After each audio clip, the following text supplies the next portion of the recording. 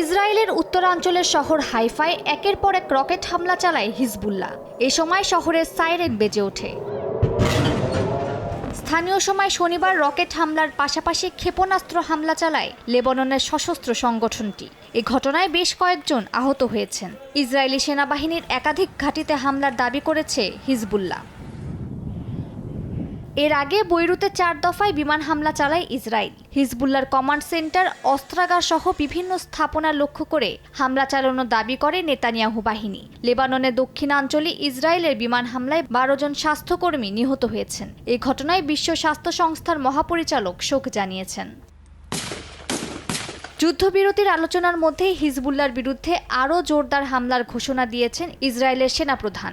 বলেন, যতদিন হিজবুল্লাহ ইসরায়েলকে লক্ষ্য করে ক্ষেপণাস্ত্র ছুড়তে থাকবে ততদিন এই হামলা চলবে।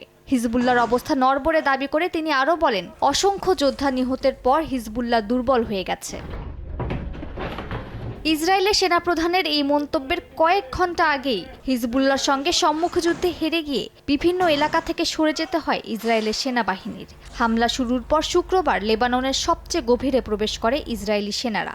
শনিবার সকালে হিজবুল্লাহর যোদ্ধাদের পাল্টা হামলায় ইসরায়েলি সেনারা চলে যেতে বাধ্য হয়। লেবাননের এক সংবাদ মাধ্যম জানায়, দক্ষিণ লেবাননের চামা গ্রামের একটি কৌশলগত গুরুত্বপূর্ণ পাহাড় অল্প সময়ের জন্য দখল করেছিল ইসরায়েলি বাহিনী, কিন্তু হিজবুল্লাহর হামলার পর সেখান থেকেও সরে যেতে বাধ্য হয় তারা।